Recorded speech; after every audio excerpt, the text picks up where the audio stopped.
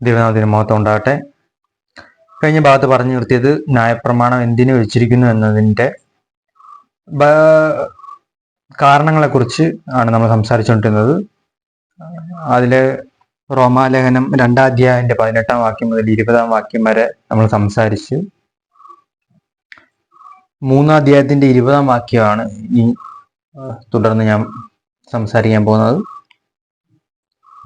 അപ്പോൾ നമ്മുടെ ഇവിടുത്തെ വിഷയം ന്യായപ്രമാണം എന്തിനു വെച്ചിരിക്കുന്നു എന്നതിൻ്റെ കാരണമാണ്. ബൈബിളിൽ എന്തിനാ ന്യായപ്രമാണം കൂടി എന്താ പറയുക ഒരുമിച്ച് അതിനെ ചേർത്ത് വെച്ച് നമുക്ക് പ്രിന്റ് ചെയ്ത് കിട്ടുന്നത് എന്നതിനുള്ള ഒരു അത് ഓൾറെഡി അത് അങ്ങനെയാണ് പ്രിന്റ് ചെയ്ത് വരുന്നത്.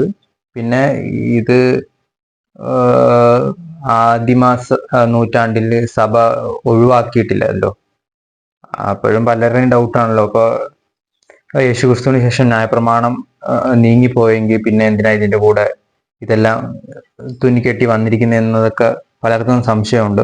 ഒരുപാട് പേരൊക്കെ സംശയം ചോദിക്കുന്നതൊക്കെ ഞാൻ നമ്മുടെ ആത്മീയ ജീവിതത്തിൽ നമ്മൾ ആ ചുറ്റുപാടിൽ നമുക്ക് മനസ്സിലാക്കാൻ കഴിഞ്ഞിട്ടുണ്ട്. അങ്ങനെ ഓക്കെ. റോമാലേഖനം 3-ാം അധ്യായം 20-ാം വാക്യം. അതുകൊണ്ട് ന്യായപ്രമാണത്തിന്റെ പ്രവൃത്തികളാൽ ഒരു ജഡവും അവന്റെ സന്നിധിയിൽ നീതീകരിക്കപ്പെടുകയില്ല. ന്യായപ്രമാണത്താൽ പാവത്തിന്റെ പരിജ്ഞാനം അത്ര വരുന്നത്. അപ്പോൾ ഇവിടെ പൗലോസ് പറയാണ്, ന്യായപ്രമാണത്തിന്റെ പ്രവൃത്തികളാൽ ഒരു ജഡവും അവന്റെ സന്നിധിയിൽ നീതീകരിക്കപ്പെടുകയില്ല.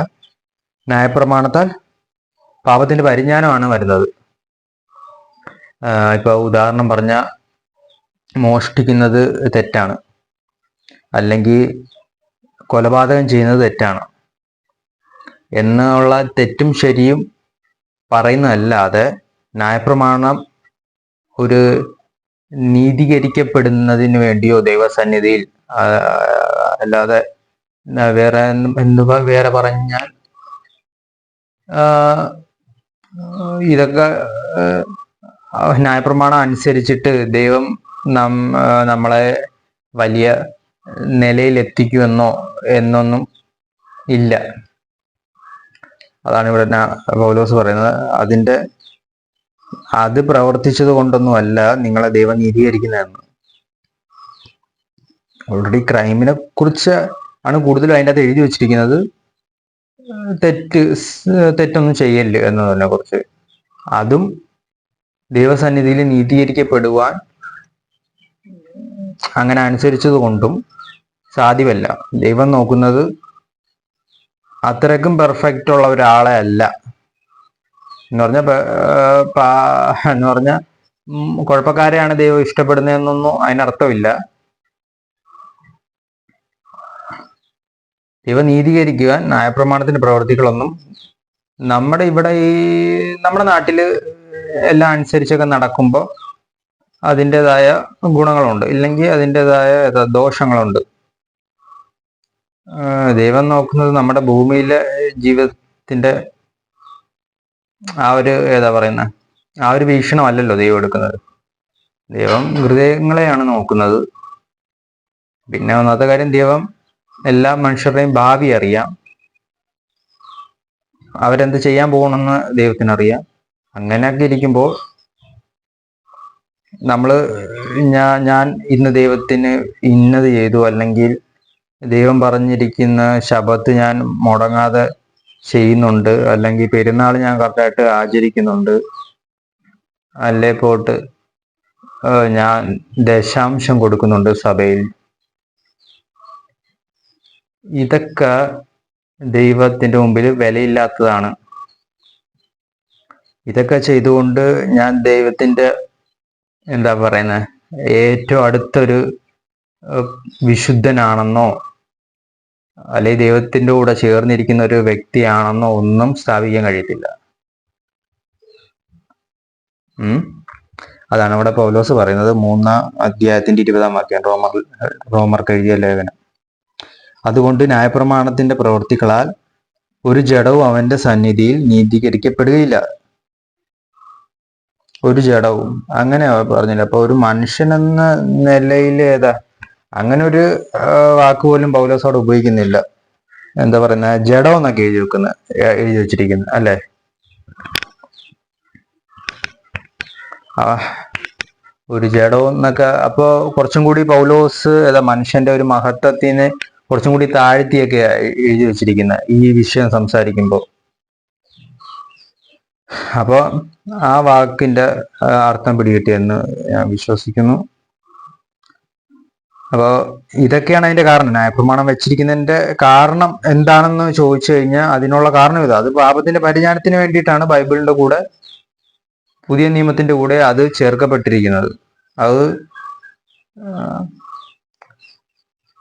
ഇനി അടുത്ത വാക്യം വായിക്കുമ്പോൾ കുറച്ചും കൂടി പിടികിട്ടും. ഗലാത്യർക്ക് എഴുതിയ ലേഖനം 3-ാം അധ്യായം അതിന്റെ 18 മുതൽ 25 വരെയുള്ള വാക്യങ്ങൾ വായിക്കും. അവകാശം ന്യായപ്രമാണത്താലെങ്കിൽ വാഗ്ദത്തത്താൽ അല്ല വരുന്നത്. അബ്രഹാമിനോ ദൈവം അതിനെ വാഗ്ദത്തം മൂലം നൽകി. എന്നാൽ ന്യായപ്രമാണം എന്തിന്? വാഗ്ദത്തം ലഭിച്ച സന്തതി വരുവോളം അത് ലംഘനങ്ങൾ നിമിത്തം കൂട്ടിച്ചേർത്തതും ദൂതന്മാർ മുഖാന്തരം മധ്യസ്ഥന്റെ കയ്യിൽ ഏൽപ്പിച്ചതും അത്ര. ഒരുത്തൻ മാത്രമെങ്കിൽ മധ്യസ്ഥൻ വേണ്ടി വരികയില്ല, ദൈവമോ ഒരുത്തൻ മാത്രം. എന്നാൽ ന്യായപ്രമാണം വാഗ്ദത്തങ്ങൾക്ക് വിരോധമോ? ഒരു നാളും അല്ല. ജീവിപ്പിപ്പാൻ കഴിയുന്നൊരു ന്യായപ്രമാണം നൽകിയിരുന്നുവെങ്കിൽ ന്യായപ്രമാണം വാസ്തവമായി നീതിക്ക് ആധാരമാകുമായിരുന്നു. എങ്കിലും വിശ്വസിക്കുന്നവർക്ക് വാഗ്ദത്തം യേശു ക്രിസ്തുവിലെ വിശ്വാസത്താൽ ലഭിക്കേണ്ടതിന് തിരുവെഴുത്ത് എല്ലാവരെയും പാപത്തിന് കീഴ് അടച്ചു കളഞ്ഞു. വിശ്വാസം വരും മുമ്പേ നമ്മെ വെളിപ്പെടുവാനിരുന്ന വിശ്വാസത്തിനായിക്കൊണ്ട് ന്യായപ്രമാണത്തിന് കീഴ് അടച്ചു സൂക്ഷിച്ചിരുന്നു. അങ്ങനെ നാം വിശ്വാസത്താൽ നീതീകരിക്കപ്പെടേണ്ടതിന് ന്യായപ്രമാണം ക്രിസ്തുവിന്റെ അടുക്കലേക്ക് നടത്തുവാൻ നമുക്ക് ശിശുപാലകനായി ഭവിച്ചു. വിശ്വാസം വന്ന ശേഷമോ നാം ഇനി ശിശുപാലകന്റെ കീഴിലല്ല. ശിശുപാലകൻ എന്ന് പറഞ്ഞാൽ ഒരു കൈ പിടിച്ച് നടത്താൻ ഒരു വ്യക്തി എന്ന നിലയിലോ, ഒരു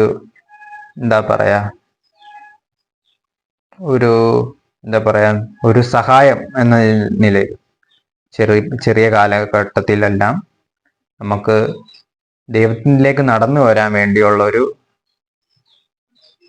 ഒരു സഹായം എന്ന നിലയിൽ, അല്ലെങ്കിൽ ഒരു സഹായകൻ എന്ന നിലയിൽ ന്യായപ്രമാണത്തെ കാണാം.